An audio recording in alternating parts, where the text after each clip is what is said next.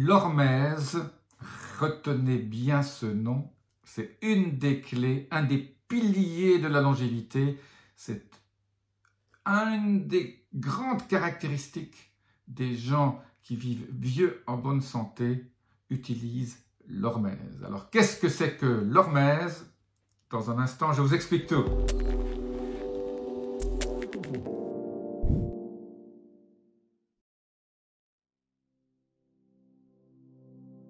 Je suis Jean-Marie Buterlin, je suis expert en rajeunissement et longévité et j'aide ma communauté à ajouter de la vie à leurs années et des années à leur vie.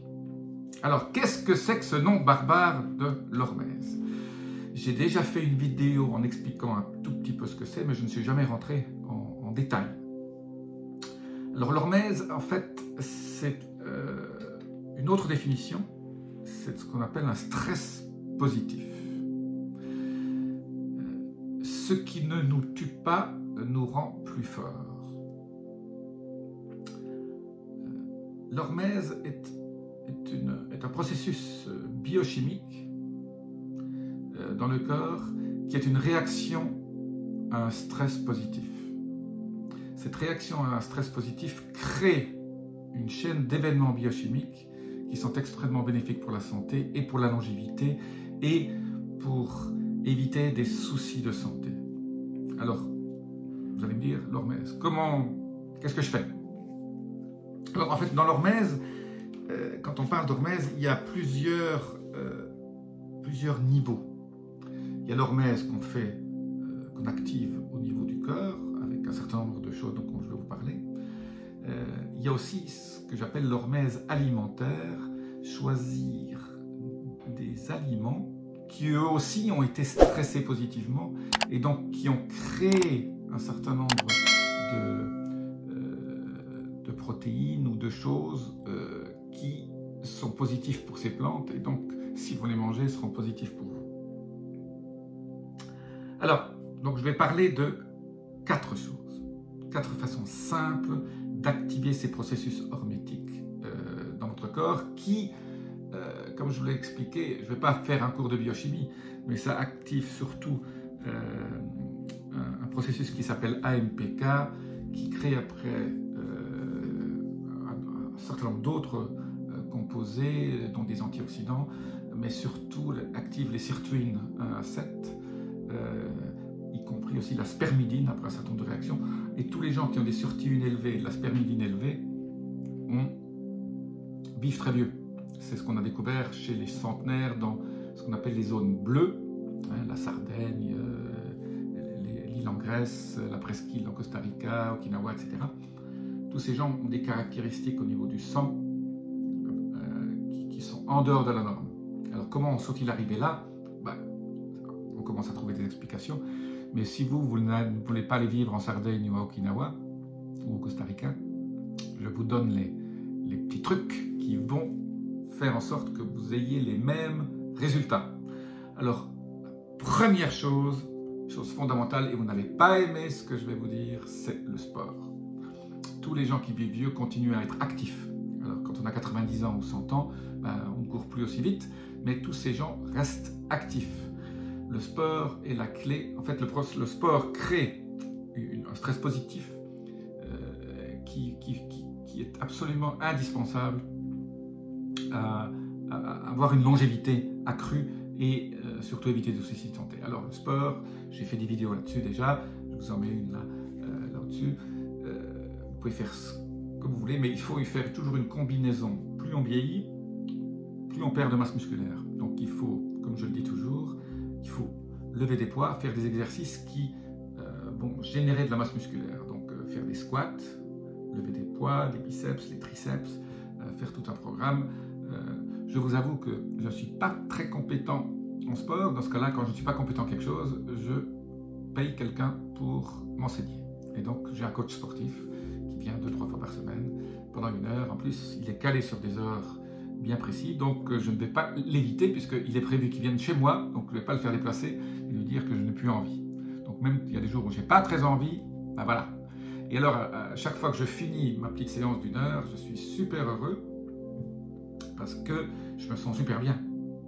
Et bon, donc, première chose, donc il faut créer de la masse. Et la deuxième chose, il faut faire ce qu'on appelle du HIIT, H-I-I-T, High Intensity Interval Training, c'est le mot américain. Ce sont donc des... moi je le fais en courant avec mon coach.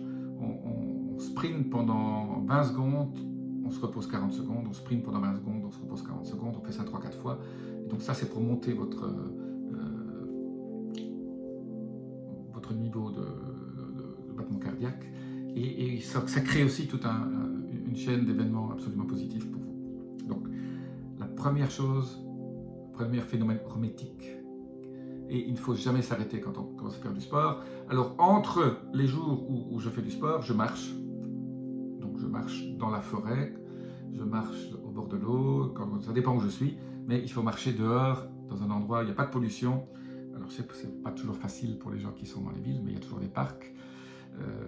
Voilà, marcher, et pour que la marche ait une efficacité, il faut 40 minutes minimum. 1 heure, c'est très bien. Voilà, vous respirez le bon air. Ça aussi, ça crée une certaine hormèse au niveau de votre corps. Donc voilà le sport.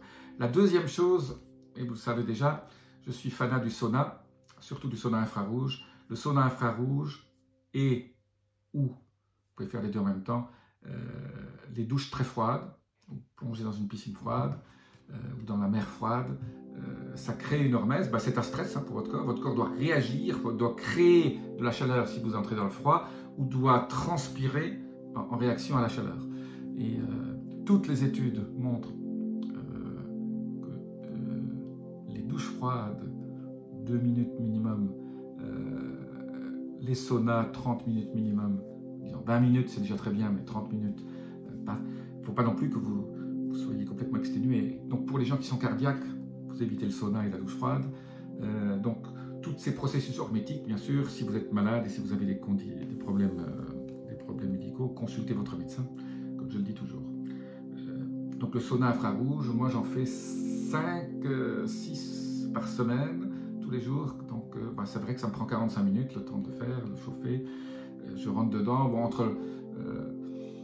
ça prend 45 minutes, parce que 30 minutes dedans, plus la douche après, ça fait 45 minutes. Donc c'est un investissement en temps qui n'est pas négligeable. C'est comme le sport, c'est un investissement en temps qui n'est pas négligeable. Si vous ajoutez les deux, vous êtes à 2 heures par jour, 5-6 jours par semaine. Voilà. Donc c'est vrai qu'il faut avoir le temps, mais si on ne prend pas le temps, je dis toujours dans mes conférences, plus on vieillit, plus l'investissement en temps et en argent devient important pour rester en bonne santé. Donc vous ne pouvez pas bypasser ce temps passé à travailler pour votre longévité. Alors il faut que ce soit fun aussi. Donc moi je médite en même temps que je suis dans le sauna, je médite, donc vous pouvez combiner des choses.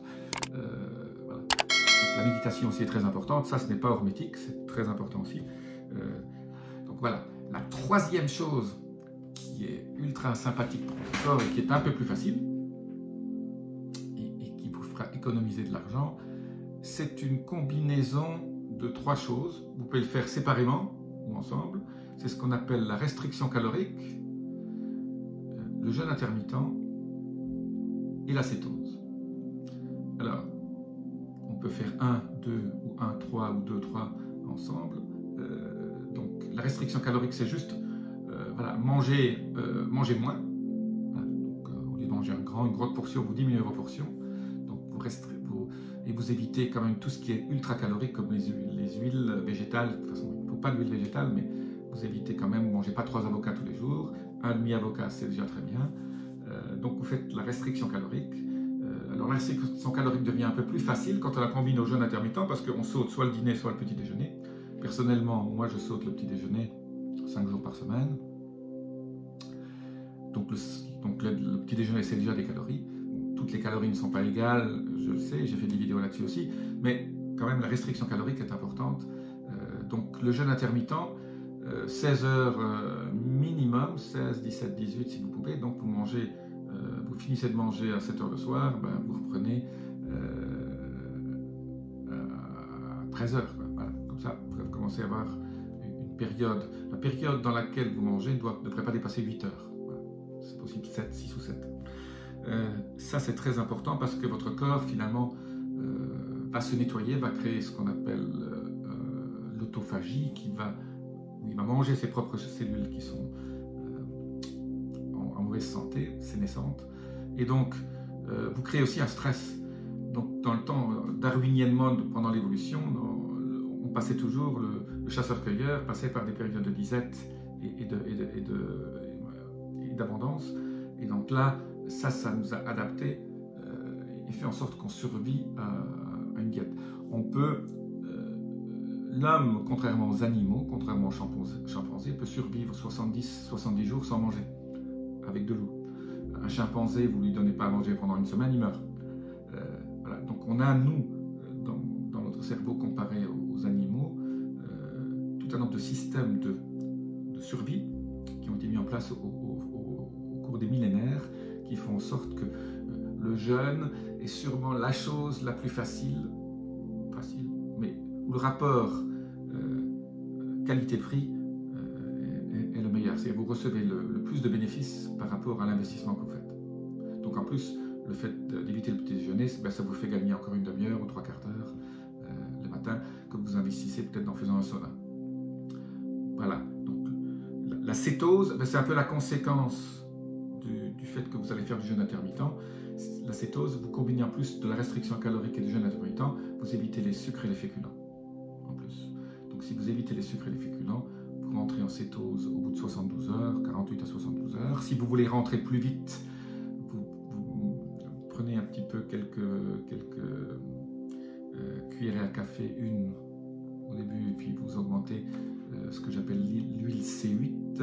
L'huile C8, c'est une huile de triglycérides à chaîne moyenne, qui s'appelle aussi l'acide caprylique, qui est une huile naturelle extraite de l'huile de coco. L'huile de coco contient environ 5% de cette huile C8, et ça vous induit en cétose beaucoup plus rapidement, donc vous avez des bénéfices de cette hormèse plus rapides. Voilà. Donc, la quatrième chose, au niveau hormèse de ce que vous pouvez faire pour la longévité aussi, qui ne coûte pas grand-chose en plus, c'est de faire ce qu'on appelle l'alimentation hormétique. L'alimentation hormétique, c'est de manger des aliments qui eux aussi ont été stressés. Alors, comment reconnaît-on un aliment qui est stressé? L'aliment qui est stressé fait de la couleur. Donc il faut manger l'arc-en-ciel. C'est absolument génial parce que, bon, je prends l'exemple du raisin ou du vin. Plus dans le Bordelais, on stresse la vigne, hein, elle a du mal, elle est dans des sols très difficiles, où les nutriments sont très difficiles à trouver, et donc quelque part, plus la vigne est stressée, plus son vin va être bon, plus le raisin va être chargé en antioxydants et en plein d'éléments nutritifs que la vigne a créé en réaction à ce stress. Donc tous les légumes qui ont des couleurs, plus il y a de couleurs, plus ils ont été stressés. Donc privilégiez les légumes à couleur. Alors j'éviterai quand même, on peut en manger un petit peu, mais j'éviterai quand même de ne pas trop manger des 4 légumes à lectine qui sont très colorés aussi, c'est l'aubergine, les pommes de terre et les poivrons. Surtout. Donc, les poivrons de toutes les couleurs et plus la tomate. Tomate, poivron, aubergine et pommes de terre. Voilà. Et n'en mangez pas trop, surtout en plus les pommes de terre sont féculents, donc dans le régime cétose, c'est pas très recommandé.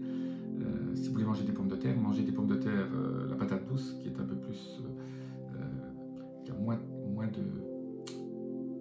un indice glycémique beaucoup plus bas. Donc si vous faites déjà ces 4 choses, vous allez vivre beaucoup plus longtemps et rester en bonne santé plus longtemps. Donc l'hormèse, retenez ce mot, dans 10 ans, 20 ans, tout le monde va en parler. Actuellement, c'est encore un peu confidentiel. Donc le stress positif, l'hormèse dans votre vie, rajoutez de l'hormèse petit à petit, suivez mes conseils et vous allez en profiter. Je vous dis à très bientôt. Si vous avez aimé cette vidéo, souscrivez et abonnez-vous. À très bientôt. Namasté.